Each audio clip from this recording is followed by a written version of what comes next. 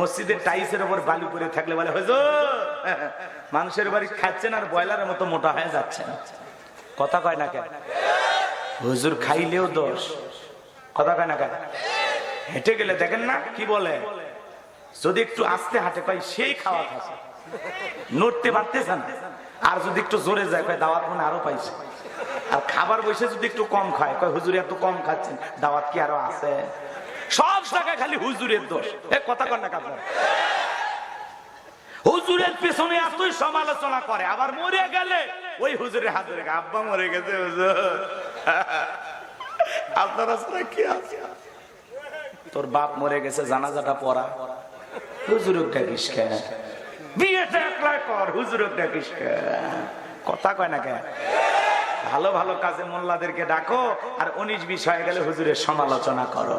অকুন্না নাখুদু মাআল খাইদিন, সমালোচনাকারীরা যাবে সাকর নামক জাহান্নামে।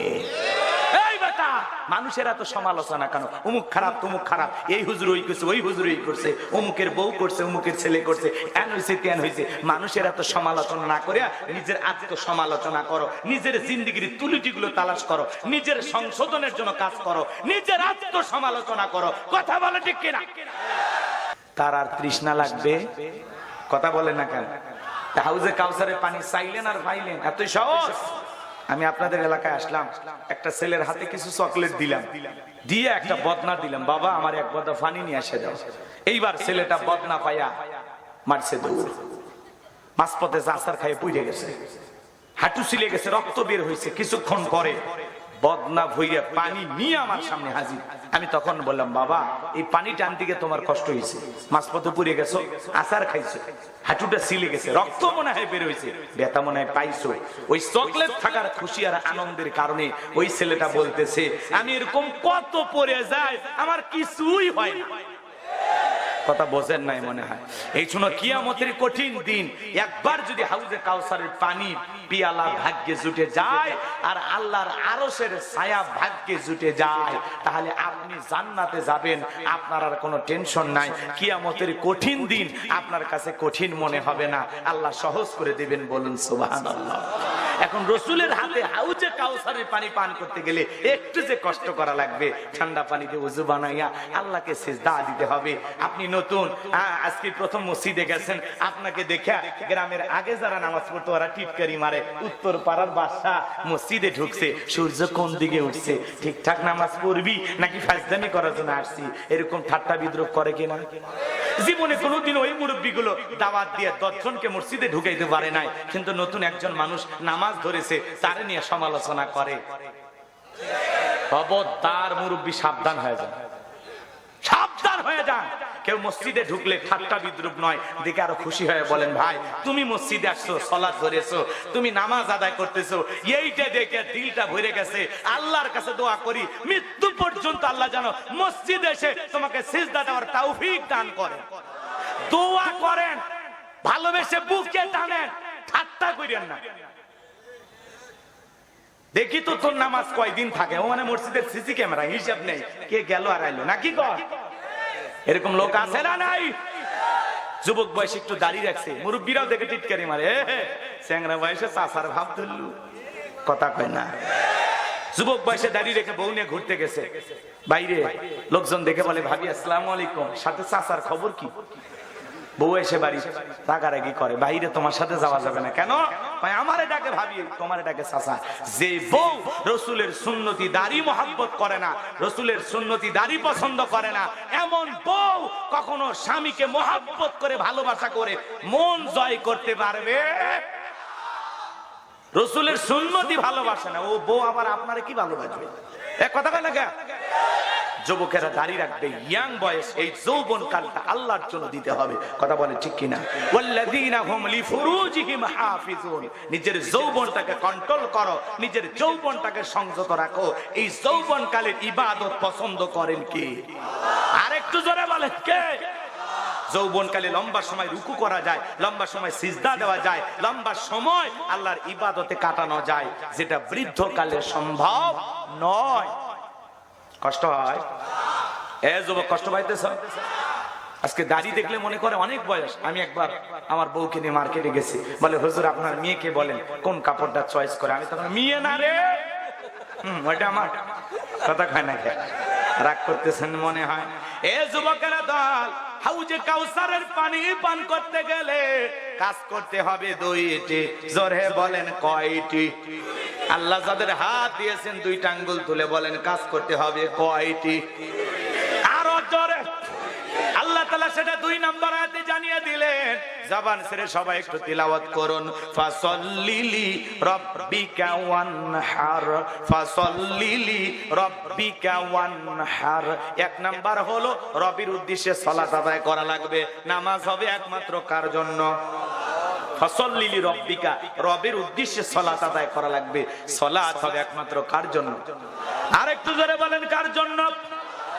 قل إن صلاتي ونسكي ومحياي ومماتي لله رب العالمين। নবীজি আপনি বলুন, আমার নামাজ, আমার কুরবানি, আমার জীবন, আমার মরণ লিল্লাহি রাব্বিল আলামিন, আসমান জমিনের প্রতিপালকের জন্য। তাহলে মুমিন জীবনের সকল ইবাদত হবে একমাত্র কার জন্য? আর একটু জোরে বলেন কার জন্য? আমার ভাইয়েরা গভীর মনোযোগ দিয়ে কথাগুলো বোঝার চেষ্টা করবেন। ও কুড়িগ্রামের বাবাজিরা, ফাসাল্লিলি রাব্বিকা, রবের উদ্দেশ্যে সালাত, নামাজ নামাজের মতো আদায় করা লাগবে। 5 ওয়াক্ত সালাত, এটা তো ডিউটি, এটা তো আদায় করা লাগবে। পাশাপাশি রাতের বেলায় 1টা 2টা 3টার দিকে ওইটা তাহাজ্জুদের নামাজ পড়ার দরকার আছে না নাই? আল্লাহ তাআলা বলেন ওয়াল্লাযীনা ইয়াবিতুনা লিরাব্বিহিম সুজদাও ওয়া কিয়ামা। আল্লাহ রাব্বুল আলামিন বলেন, যারা রাত্রি জাগরণ করে আমি আল্লাহকে সিজদা দেয়, আমি আল্লাহর জন্য দণ্ডায়মান থাকে। 5 ওয়াক্ত সালাত, এটা নফল না ফরজ? আরেকটু আস্তে কোন? এটা রবের বাধ্যতামূলক ওয়ার্ডার, পালন তো করাই লাগবে। পাশাপাশি রাতের বেলা 1টা 2টা 3টার দিকে ওইটা বিবির ভালোবাসা ত্যাগ করে, আরামের বিছানা ত্যাগ করে, ঠান্ডা পানি দিয়া ওযু বানায়া নিরালায় নিবৃত্তিতে যদি যাই নামাজে দাঁড়াইতে পারেন, এই নামাজ দুনিয়ার কাউকে দেখানোর জন্য নয়, এই নামাজ হলো আল্লাহকে রাজি খুশি করার জন্য। এই নামাজ হলো আল্লাহর নৈকট্য লাভের আশায়। কথা বলেন ঠিক কিনা? এজন্য নামাজ নামাজের মতো আদায় করা লাগবে। নামাজ নিয়ে তামাশা করা যাবে না। লম্বা সময় রুকু সিজদা করতে হবে। 2 মিনিটে 2 রাকাত শেষ, 4 মিনিটে 4 রাকাত শেষ। এরকম ডিজিটাল নামাজি হলে হবে না। ফাসাল্লিলি রাব্বিকা, রবের উদ্দেশ্যে সালাত। ওই জন্য আমি বলি আমার দেশে নামাজি আছে 5 ধরনের। জোরে বলেন কয় রকমের? একটা হলো 5-এর নামাজ, আর একটা হলো 7-এর নামাজ, আর একটা হলো ঠাটের নামাজ, আর একটা হলো খাটের নামাজ, আর একটা হলো ভোটের নামাজ। কথা কয় না কে? 5-এর নামাজ কারা? 5 ওয়াক্ত সালাত সঠিকভাবে আদায় করে আল্লাহর প্রিয় মুমিন বান্দা যারা। কথা আফলাহাল মুমিনুন আল্লাযীনা হুম ফি সালাতিহিম খাশিউন। অবশ্যই মুমিনেরা সফল যারা নিজেদের সালাত বিনয়ের সহিত, নম্রতার সহিত আল্লাহর ভয় নিয়ে আদায় করে। সালাত যখন আদায় করব দিলের মধ্যে ভয় থাকবে কার? আরেকটু জোরে বলেন কার? আল্লাহর ভয় নিয়ে সঠিকভাবে সালাত আদায় করতে হবে। আমি নামাজ আদায় করতেছি, মনে মনে খেয়াল করব আমি নামাজ আদায় করতেছি, আমার আল্লাহ আমাকে দেখতেছেন। আমি মনে মনে খেয়াল করবো এই জোহরের নামাজ আমার জীবনের শেষ নামাজ। আমি আসর পর্যন্ত আল্লাহর দুনিয়াতে নাও বেঁচে থাকতে পারি, জীবনের শেষ মনে করে প্রত্যেকটা ওয়াক্তে সালাত আদায় করতে হবে। রাসূল আকরাম সাল্লাল্লাহু আলাইহি ওয়াসাল্লামের জামানায় ফজরের নামাজের সময় মসজিদ যেরকম কানায় কানায় পূর্ণ, জুমার নামাজের দৃশ্যও একই রকম। আল্লাহু আকবার বলেন। আর আমাদের দেশে জুমার নামাজের জন্য মসজিদ 2 তলা 3 তলা বানানো হয়, আর ফজরের নামাজের সময় এক কাতারও পায় না। ওটা বসা করেন গে চাচা, কি হয়েছে বা? দোয়া করে দেবো কিন্তু। আচ্ছা, আপনাদের এলাকায় নামাজের ওয়াজ করার দরকার নাই তো? এটা ঠাকুর গায়ে ওয়াজ করবো নাকি কন? না এলাকাতে দরকার আছে? আচ্ছা, আপনারা যদি নামাজ পড়ে জান্নাতে যান, এটা আমার কোনো লাভ আছে? আপনি জান্নাতে যান এটা আমি চাই, এই জন্য আল্লাহ তাআলার এই বিধানের ওয়াজটা আপনাদের সামনে করতেছি যে ফাসাল্লিলি রাব্বিকা, রবের উদ্দেশ্যে সালাত আদায় করো। নামাজটা যেন আল্লাহর জন্য হয়। সরে বলেন কার জন্য? সাতের নামাজ মানে বোঝেন না? 7 দিন পরে পরে যারা জুমার নামাজ পড়তে যায়, ইমামের ভুল ধরা জানা যায়,